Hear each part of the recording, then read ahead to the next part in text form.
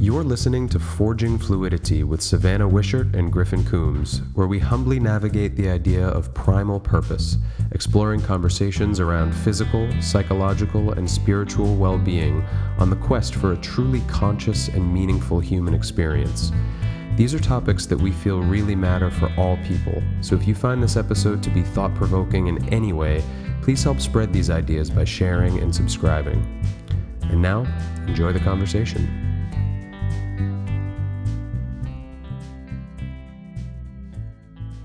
Hi everyone, I'm Savannah Wishart of the Primal Revolution, coming at you from Ericeira, Portugal.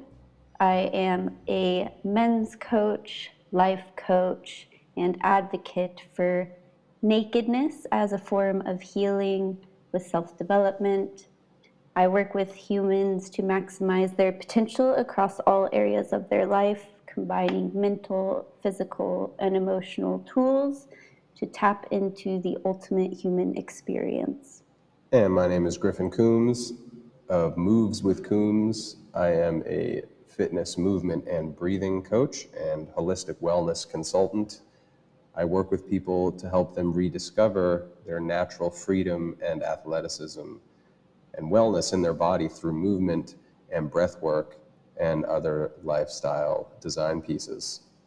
We are coming together to create a dialogue between one another that goes into the psychology, physical training, mental toughness, and other elements in between that create a conscious human experience. In an unpretentious way. We were talking before we hit the record button, and that was something that Savannah said that was very important in an unpretentious way. We don't want to claim that we know everything or that we're here to tell you what to do, but that these discussions are important, and it's just another way to bring whoever's listening into talks about things that really matter for being a human and being alive. So we're happy to be here. And all the things that Savannah just mentioned are things that we, over the years of just navigating how to create the best lives for ourselves and talking about it, that we've found are kind of shared areas of interest, shared values. So, you know, this linking of your mental well-being and your physical well-being, and then how, starting, at least for me, it's been more recent of diving into kind of the spiritual side of this and creating a different type of meaning around all of it. And it's been a fun journey, talking and evolving and just kind of figuring out how to be the best human that we can possibly be. I love that. And yes, to always unpretentious, and definitely not coming at any of our topics necessarily as top experts in our field, but more of an organic dialogue where we can kind of shift perspectives of what different elements of our experience might mean and how we can build upon those, how we can apply different training components to our physical health, our mental health, our emotional health, and then how it all ties together spiritually. And as we have discussed over the years, different pieces of our training, we've developed both as athletes and as coaches. And through our dialogues together, we've built on expanding awareness across both of those fields. And there have been so many conversations that we've had that it's felt like, oh, I wish that we had recorded this because there's so much value to it. And now we are finally taking a step into that so that we can share our perspectives and the way that we see the world and invite you into our bubble. Because at least for me, as I step a little bit more into different social environments, I see that both of our perspectives are very unique, and it's not always easy to find like-minded people. And when we do, it really clicks, and there is so much power in being able to spread the awareness and the way of thinking and the way of living through the world and to reach more ears and more eyes.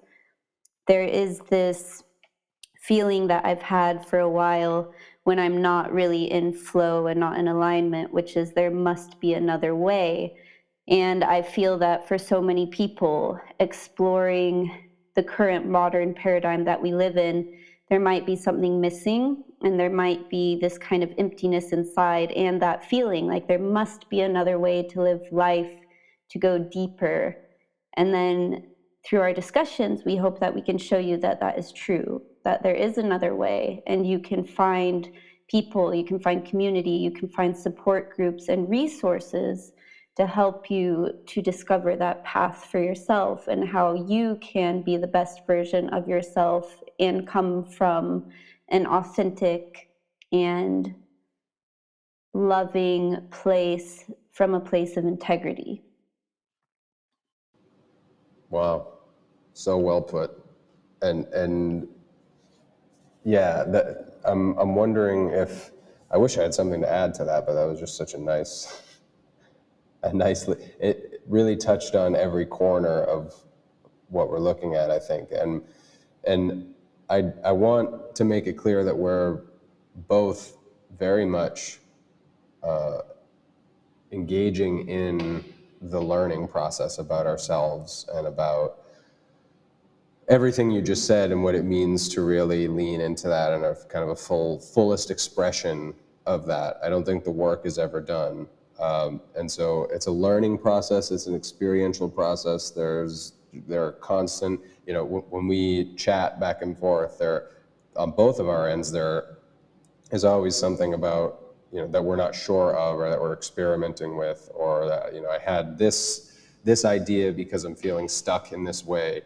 But there are also things that I think we've been at this self-development stuff for long enough where there are some foundational things that we kind of know work for us individually. And that at least that's where we start. If you were to go back to first principles, as it were, like the cornerstone, the bedrock of what it means to be well for you, and like kind of like your compass that points you back to your foundation. So I'm curious to hear from you, Savannah, about what would be those things, or maybe just one of those things that that you can fall back on at this point, even when you're exploring, experimenting, even when you might feel not 100% aligned or there's change going on in your life or whatever. What are the things that work for you that are kind of your foundational pieces? I love this question because it's very applicable to where I'm at in my life, and it has been a introspective journey over the last year, really, 2022, and just kind of unraveling layers of being that weren't aligned with who I am. And at the core of it, there was this giant question mark of who am I? What do I stand for? And there was this emptiness around it. And over the last 6 weeks, I've been transitioning to a new life in Portugal, and the travel has really opened my eyes to highlight what I really value. And I think that travel can be so powerful in this sense. If we're living with the world on our back for however long of a period of time it is, then we have certain things missing. So I have been missing my morning routine, my evening routine. There's an element of consistency that I have really missed. And when I've been more grounded in a home environment, I have found myself resisting that routine. But now I've stepped into this new way of being to see that the routines actually have been benefiting me, and I need those routines. And while I can live without them, I don't have to. And they make me a better person in who I need to be to show up as my highest self. And so for me, at that foundation, I've really seen that my core identity is that of an athlete. So it's not something that I really need to strive to achieve. It just naturally comes into my life. My physical foundation at the core is very strong and rooted. So I'm naturally very active. My training is fairly easy to motivate myself with. And at my highest priority, I need to take care of myself every day. And then everything else can be layered on top of that. But it's not something that I have to force. And that is something that I'm feeling into as well, as what feels easy, and not in a complacent way, but in a way that I just naturally gravitate toward it. And as far as travel, I've also been seeing, like, what do I gravitate toward when I travel? I gravitate toward good, healthy food, cozy coffee shops, and a CrossFit or yoga community as well. And so I'm really seeing that my style of travel has a magnetic pull to certain elements that are then reflected in my core identity. And to look at our identities as well, to expand a little bit further, is this idea of, we think of becoming a certain type of person in our self-development practice. But what if we actually are unbecoming the pieces of selves that are not truly us? So we might be born with a certain essence or core identity, and we develop that as we grow up and as we're raised, but then we take on different layers of cultural or societal masks and films and pain and trauma. So then what if our work actually is to peel back the layers and to unbecome ourselves? So we remove the layers of not self to step into who we are, so that we can shine as bright as we can in this core identity. And so for me, that identity has really been rooted in an athleticism. And so that physical foundation of nutrition, fitness, movement, and an active lifestyle is what is easiest to come by for me. So a few different tangents there, but that is kind of what the web looks like. And I would love to hear then also from you what you have found your guiding principles to be with how your experience as a human unfolds, and what are the most significant anchor points that keep your sense of self. Yeah. Anchor points for sense of self. So first of all, I just want to respond to a couple of things that you said. I know that you and I have both been looking at human design kind of as of late, which is, for those who don't know what human design is, it's sort of an esoteric spiritual take on people and individuality, and it's kind of it'll weave together some ancient Chinese philosophy with astrology, with a bunch of other stuff. And you just mentioned that peeling back the layers, and that what they would call the deconditioning process, which is there's so much that just growing up today in the modern era, you're just going to be homogenized in some way. Even the most quote unquote individualistic people have been homogenized as part of a larger group of the way that you think or the way you feel about certain things or the way you behave. It's just impossible not to be in the type of society that exists in 2022. And so no matter who you are, part of that figuring out how to be your best self and how to live your very best life is going to involve some of that deconditioning, some of that peeling back the layers and unlearning, as you put it, as one of the very foundational elements. If I were to connect this with movement training, it would be like myofascial release before you can get into like correctives and things like that. Because if I have, a strong muscle, an overly tight or overly worked muscle or piece of tissue on one side, and a very weak one opposing it. I first need to release and undo that really tight, strong one before I can start to strengthen the other one. Because no matter how much I try to strengthen the opposite, if the other one is so tight and stuck together that it won't let it do its job, then it's futile. And so, I just wanted to highlight that the importance of what you said about the unlearning. And I just read a quote, I think it might have been this morning. I forget exactly what it was, but it was something along the lines of like the novice will add something that makes something more functional or whatever, but the master will remove the dysfunctional thing. So meaning that you don't always need to add something to make it better, you just need to remove the things that are making it bad in the first place. That just really resonated. And I guess if you couldn't tell by the example I just used, I would say that physical movement is my cornerstone to know that I'm in my well-being. I still struggle with the type of physical movement that is right for me in the moment on a certain day or during a certain period of my life. But expressing myself and moving my body is those things together are what make me feel grounded. You mentioned routines. My morning routine is really important to me, and it involves mostly movement or mostly physical things.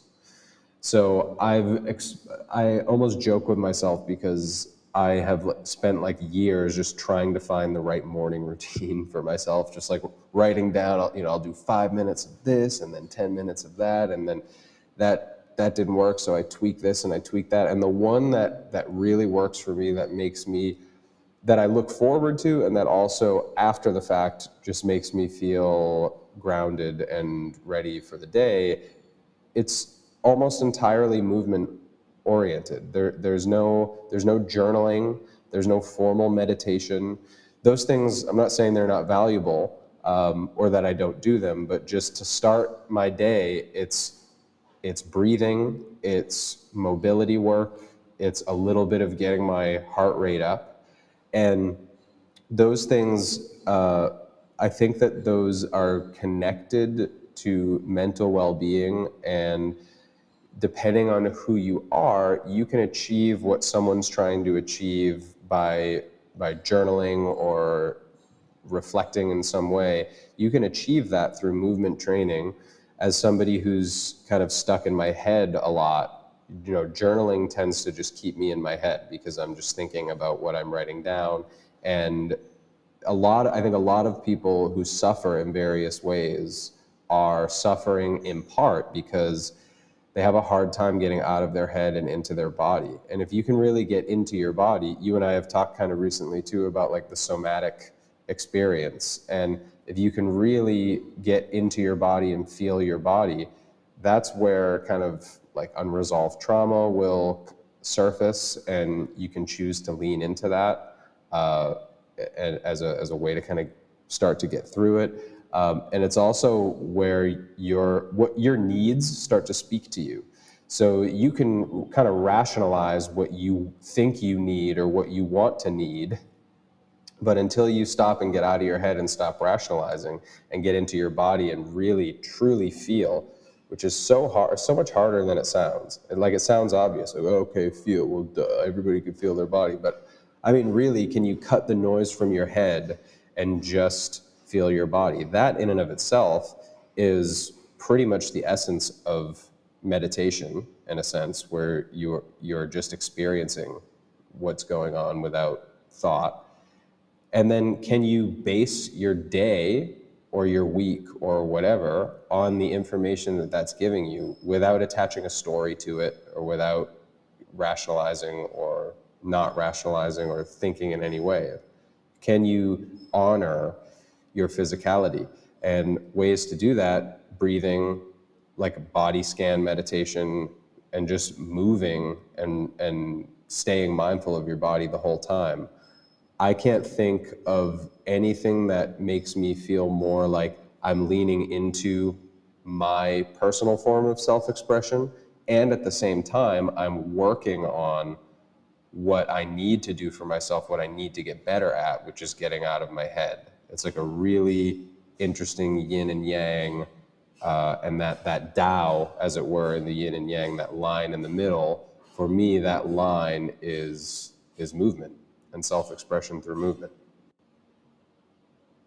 There's so much information that you've put there. It's just difficult to pull out all the valuable nuggets of wisdom. And I think one of the things that was brought to my attention in listening to you is just the importance of recognizing that we all have different ways to get more centered and connected to ourselves.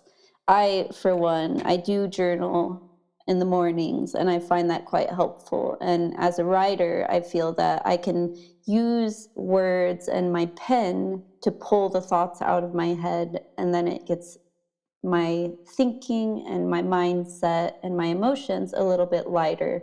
So I can use that as a tool to get a little bit more into my body. But then there does still need to be movement added on top of that. And in speaking of the one other element that you touched on was finding a routine that feels somewhat easy and simple rather than following a formula that someone has laid out as like, you should do this for 5 minutes, you should do this for 10 minutes, and instead kind of feeling into what feels good for you and not forcing things that don't necessarily light you up. And I think that when we're starting our morning, it's so important to really start with a positive foundation and do things that make you feel good. So when it comes to finding a routine or any other piece of life related to our growth and development, I'm curious what your thoughts are with stepping into something that feels easy in the sense that it flows and you're not forcing it too much, and also not reaching complacency with it, but you're still challenging yourself. Because from my experience, I've leaned more into the masculine, which is going to be like heavy pushing and drive and ambition and really pushing myself. And with my athletic training, that has looked like really pushing myself to train hard with high intensity and doing like 12-hour rucking events and really pushing, trying to kind of kill myself. And I felt like I needed to perform hard all the time in order to get results, in order to be my best self. And now, over the last several months, I've been kind of pulling back that intensity and leaning into a little bit more softness and fluidity and finding the balance. And so there is less forcing and more feeling into what feels good. But where is the balance? And how do we differentiate what feels good for our growth and not what feels good from a place of indulgence or laziness or comfort? And then how do we kind of differentiate the different feelings of challenge because we're growing, or challenge because we're forcing and we are meeting resistance because that is not the direction that we're supposed to go? So I'm curious how you kind of differentiate those two and navigate them. That is such an amazing question, and it's one I come back to thinking about quite often. I I think that if I were to answer it in one word, it would be time. So I'll try to unpack that a little bit. For me, things will unfold in a way that they're supposed to if I give myself the time to let that happen. So if we go back to the physical stuff, so let's say you want to do a very high intensity workout. The best way to do that is if you have all the time in the world, to warm up properly and to maybe practice some of the movements and to slowly ramp up the intensity until you get to a point where you're performing at the upper level of your, your work rate or whatever. That usually feels great for me.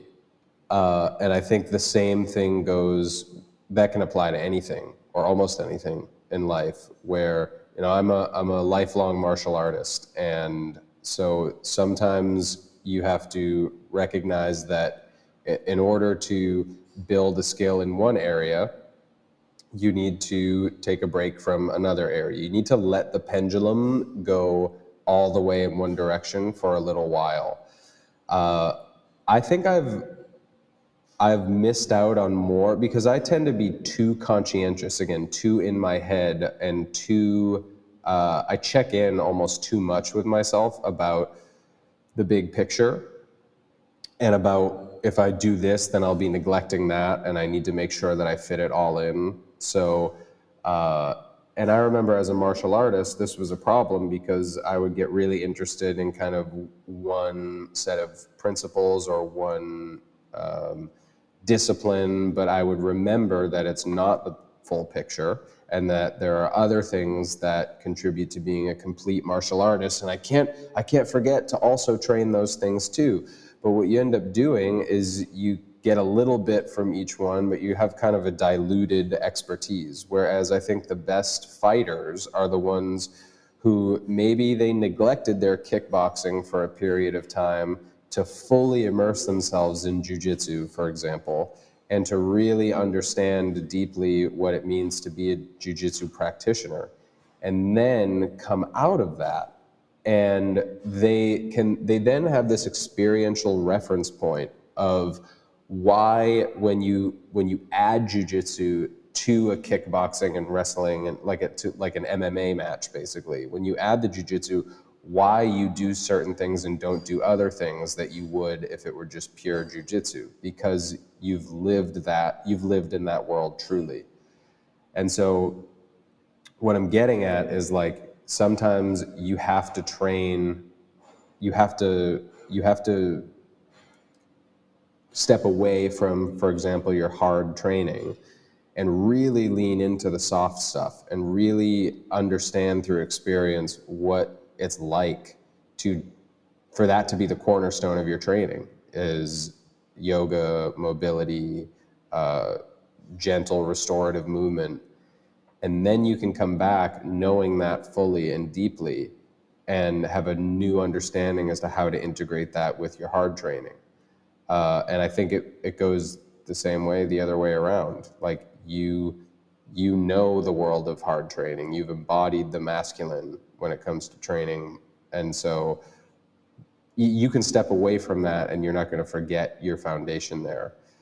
I think we have to have the courage to step away from things that we identify with, knowing that it doesn't mean they're going to go away forever, but that sometimes we need to periodize, as we would say in the fitness training world, which means, periodization is when you take a chunk of time and you focus on one specific thing, and that's the cornerstone of your training.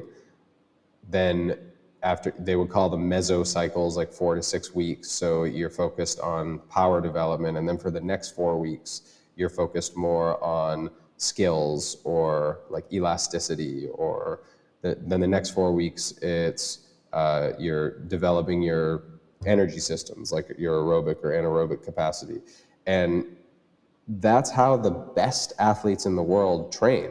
That's how their programs are. They focus on one thing for one period, then they go through another period, and then they kind of bring it all in when it comes time for the whatever event they're doing, like if it's like their sports season, or if it's a fight or a match that's coming up, and they kind of bring it all together, and they're the best in the world. So I think there's something to be said about leaning into what you need, and not being afraid to let go of what you have too much of, because you can and will come back to it and integrate them better because of it.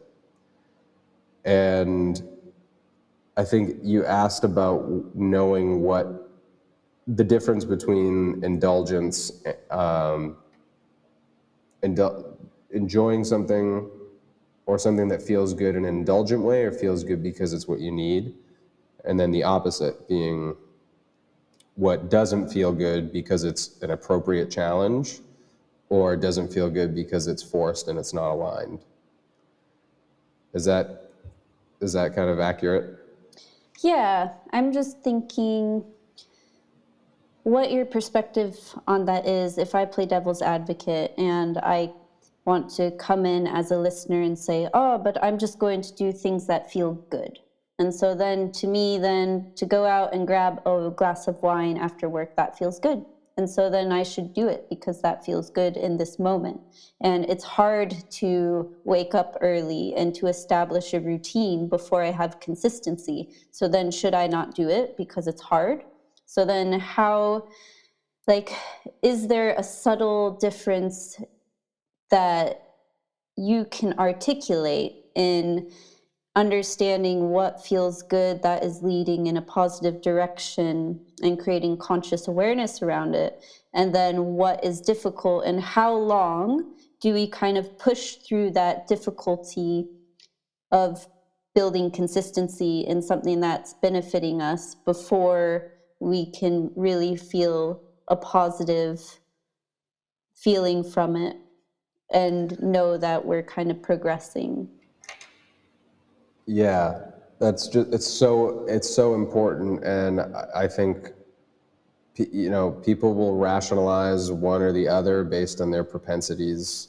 I would say I'm going to take it back to my theme of time, and I think that objective research about certain things can be a really helpful starting point. Like it's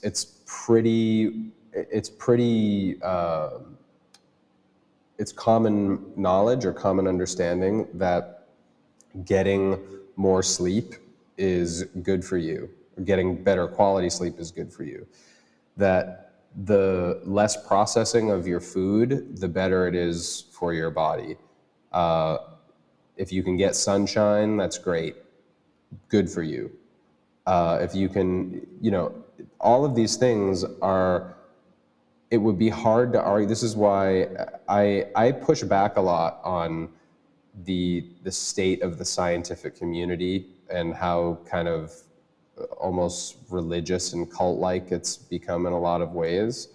But I'm certainly not denouncing science or the scientific method or everything that has come from sometimes miraculous scientific discoveries. And so we have to look at that as kind of a guide to start us. Like, okay, so let's take sleep, for example. It'd be hard to argue that getting 3 hours of sleep every night is good for you because it just feels good to stay up and watch your TV shows until, whatever, 4 a.m, and then wake up at 7 a.m. because you have to go to work. Like, that might feel good, but so using that objectivity as a starting guide to like check yourself, I think is important. And then from there, I do think more clout needs to be given to intuition and an understanding of yourself. But the question is, do you actually have that understanding of yourself, and can you hear your intuition if you're engaging in self-destructive behaviors? Because usually that's a form of escapism, and you're escaping from, again, that somatic experience, that knowing of thyself. So if you can give yourself the time to try things, and again, the starting point, what do I try? Just look at what's deemed to probably be really good for you. And if you don't get enough sleep, try to get more sleep. If you don't go outside ever, try to go outside. If you never get away from your computer, get away from your computer a little bit more. And give that an honest shot to see if that makes you feel better. I do think that if I were to be like a little bit more practical about which things that feel good are actually good and which things are just unhealthy indulgence or escapism or whatever, I would say do they have a negative effect in any other way? Like, is there something that feels good in the moment? Is it degenerative somewhere else in your life? And if so, try removing it. So you said, like, after work, I want to have like a couple of drinks and that feels good for me, right? But does that, do you have a hangover the next day, or do you sleep a little worse, or do you just not feel as sprightly and as energetic as when you don't have a couple of drinks? And if that's the case, then that offsets the feeling good. The things that feel good and don't have a degenerative side effect, so things like, I don't know, we'll just go back to exercise. You do some moderate exercise that feels great, it's good for your body according to scientific research, and it doesn't feel good at the expense of anything else. It's not like you have a hangover from exercise. It regenerates completely. The benefits just compound one another. And so it moves you forward without moving you back. If that's the case, that's probably something that you should keep around. That's probably a healthy habit.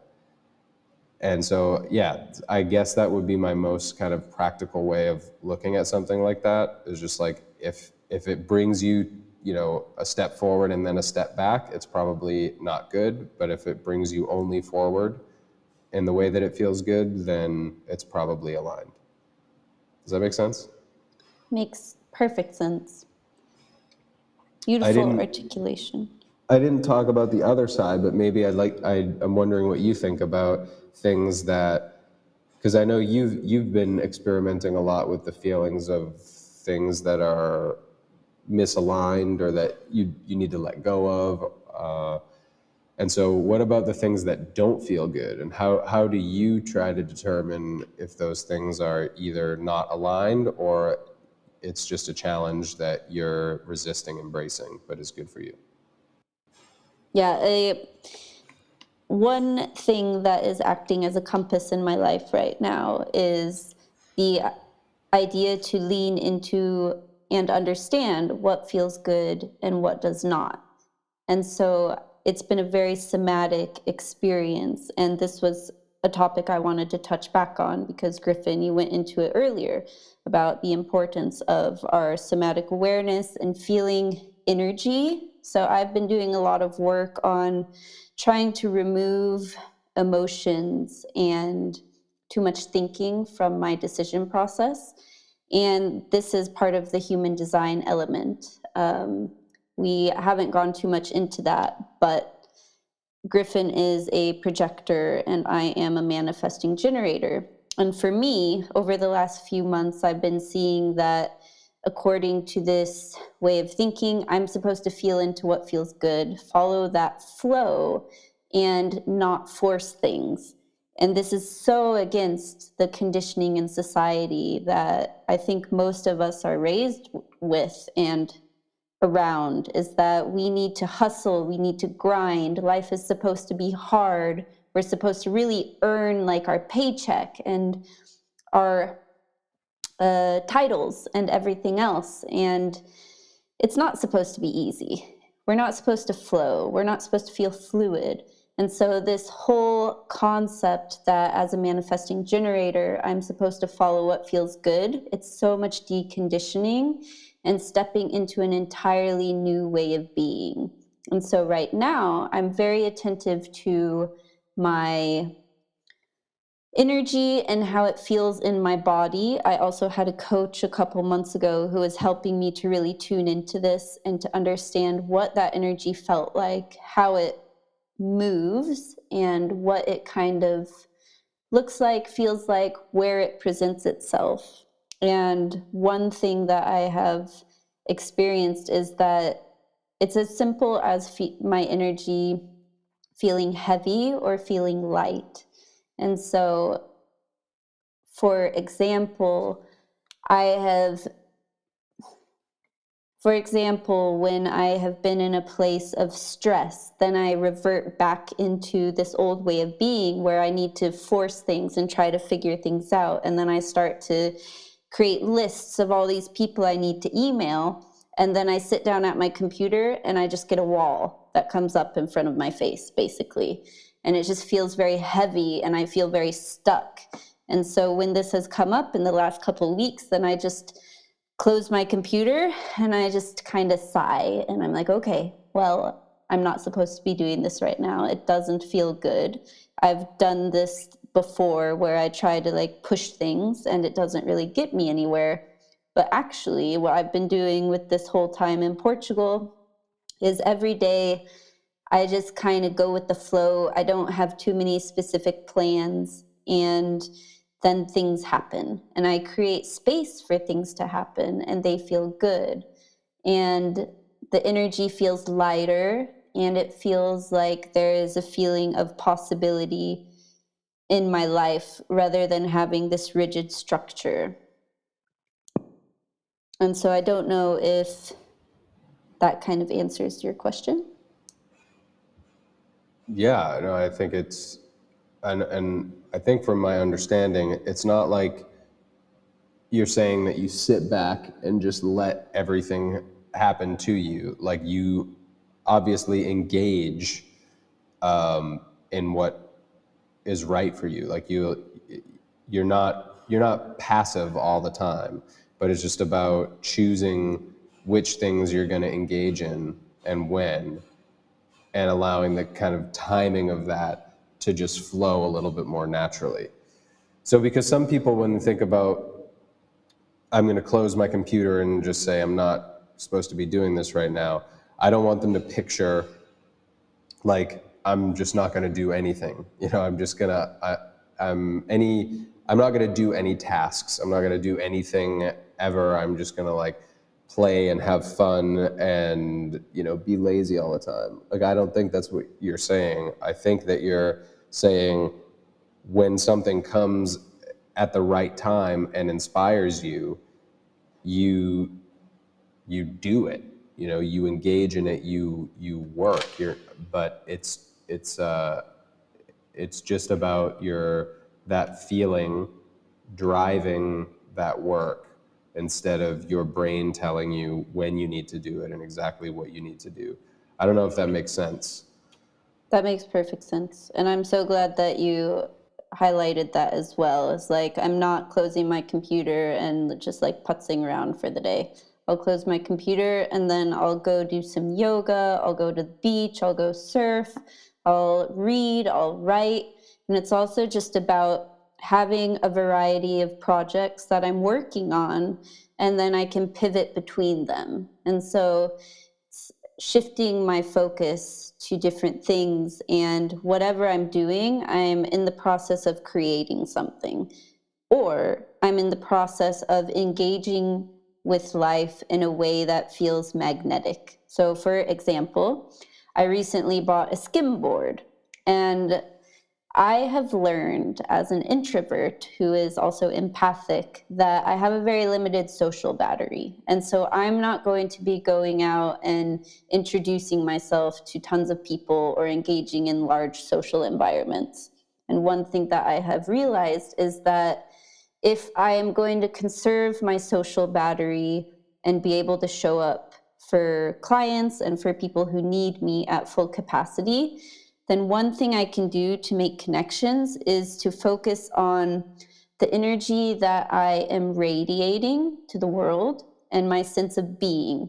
So it's about like the energy I carry in a very positive, lighthearted way, and then my body language. So how I'm walking, just a quiet, confident sense of self and the way I carry myself. And I feel like that can magnetize certain people to me who notice that. And now that I have a skim board, I can go to the beach and I can throw myself into waves and fall on my butt many, many times. And that might actually probably connect people to me who are curious about what I'm doing or who are better at skimboarding than I am and might want to come teach me some things.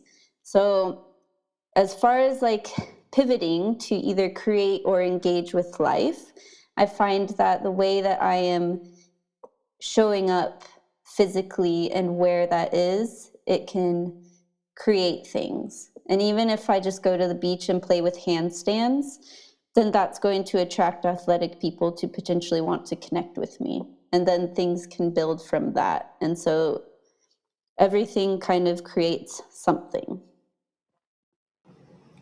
Yeah, those are such great examples. And I was reading this book, a super short book called "Whatever You Think the Opposite," and it was basically just a case for being totally unconventional.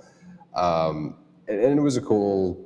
It gave a lot of examples of people who succeeded, who went down crazy routes or what would be deemed to be crazy ways of thinking or ways of doing things or ways of approaching projects, and were super successful.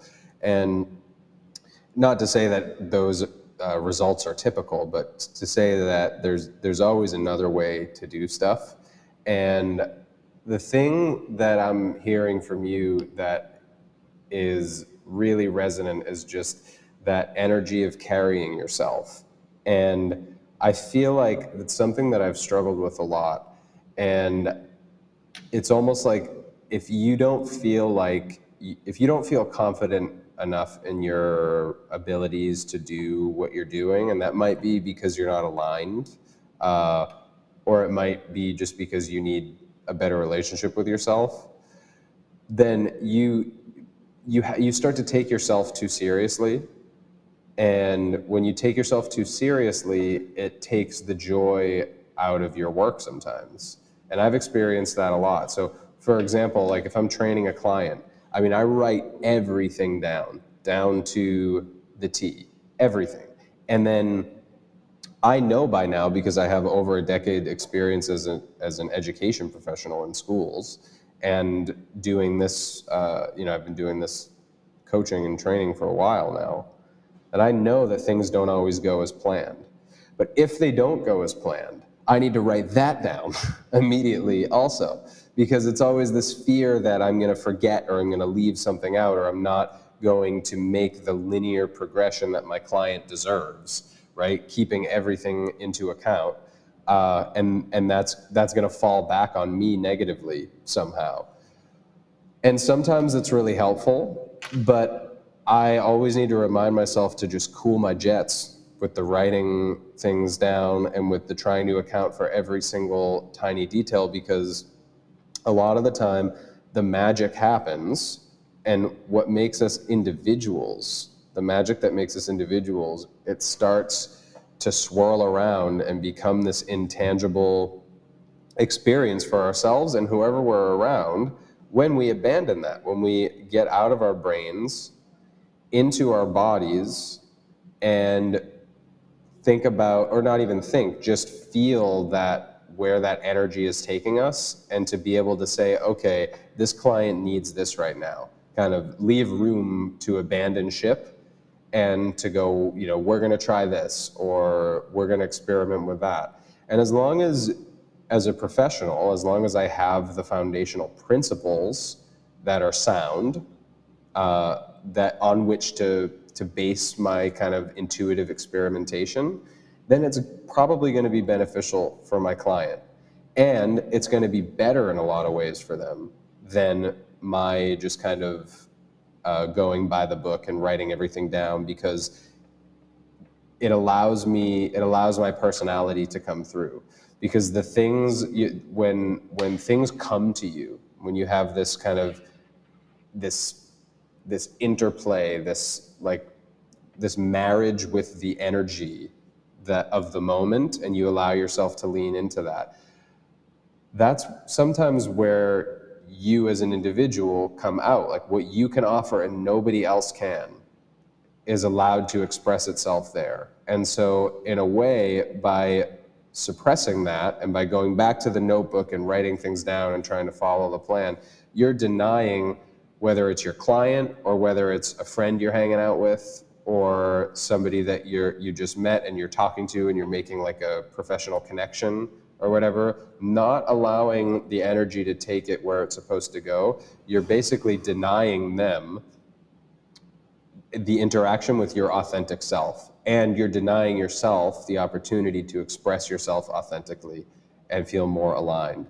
So I know we have to wrap this up in a minute or two, but I just think what you said about your strategy there, and just feeling into that, is just such a beautiful expression of the themes we've been talking about, which is like deconditioning, peeling back layers so that you can get to that understanding of where the energy is going, that you can find your body and quiet your mind and lean into somatic experiences to then guide you to what is truly good for you and what you're truly supposed to be doing in the moment.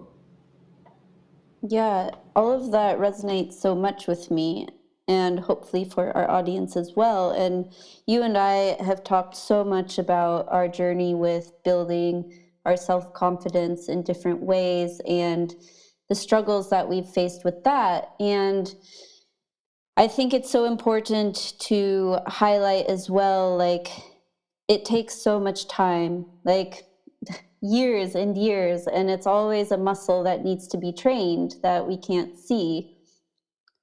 And as you elaborated on, there is this process in creating this foundation of knowledge and expertise and skills. Like, whether you are a coach, whether you are being coached, whether it's just personal development, you have to build this foundation, and there's going to be a kind of textbook process to that in the beginning. And then once you get to a certain point, that is your foundation that you work from, and then you can add different things in. It's this idea of learn the rules, and then once you learn the rules, you can break them. And so then you can show up from this authentic place. So if you're a coach, then there's this idea that, like, do you want to offer someone just this textbook version of yourself, or do you want to offer someone an experience, and to create that safe space for your clients to show up and be vulnerable and be honest and authentic with you? And if you have that grounded anchor of self, then you can show up in a different way for your client and have that ability to take them places and to help them to feel into vulnerability and to really uncover different layers of themselves as well. And there's this difference, I think, of like trying to be someone, and maybe in the beginning of your personal development journey, you're trying to reach this identity of an athlete or a better father or a better partner, and you really are trying and you're striving. But at a certain point, then you're going to kind of fall into this natural way of being. And then that's where the authenticity comes in. And then you don't have to try anymore. You just show up in this quiet, confident sense of self. And then you are who you are. And that's all there is to it. There's not an attempt to be something or someone. And I also, or go ahead. Yeah, well, no, I was just going to say I would, on a future episode, I would love to explore with you crossing the line of feeling like you're in the stage where you're trying to be, a competent this or that or whatever. And that then on the other side of that threshold of knowing you are that, so you can now not focus on that and focus on your authenticity, knowing that you have that foundation. But that'll be for another time. Absolutely. I'll write that down as something for us to explore. Yes, I think that's a very deep topic that we can go into. And one other thing I want to just note for our audience before we wrap things up is that both Griffin and I, we are coaches, and we also, I hope, by revealing our perspectives and our thoughts and our feelings with our own personal experiences, we can show you as examples that doing the work is never done. And that as coaches, it's so important for us to coach ourselves, to have our own coaches, to have our own peers, to continue to develop and grow on. And so, yes, we may be coaches, and for some, maybe that puts us on a pedestal, but we want to show you also that we're constantly doing the work and that the work is going to be done for whoever it is that your role models are in the world. Like, everyone is constantly growing and falling and tripping and hurting and healing. And this is a little bit of insight into our process, at least. Amen. I couldn't have said it better myself. So if you made it to the end of the episode, thank you so much for tuning in to our very first episode together. And you can reach me on Instagram, moves with Coombs, underscores between everything, moves underscore with underscore Coombs. And Savannah, where can they find you on social media or the internet? You can find me on Instagram also at Primal Revolutions, all together with an S at the end, or primalrevolution.com. And as Griffin said, thank you so much if you've reached the end and followed along with our entire first episode. Yeah, and if there's anything that kind of popped up here or that hasn't popped up but you would like for us to elaborate more on or get into a discussion about, we're totally open to hearing from you. Just find us on those Instagram handles that we mentioned. Send us a message and tell us what's on your mind, what you might like to hear in these podcasts. For now, thanks again, and we will talk to you next time. Till next time.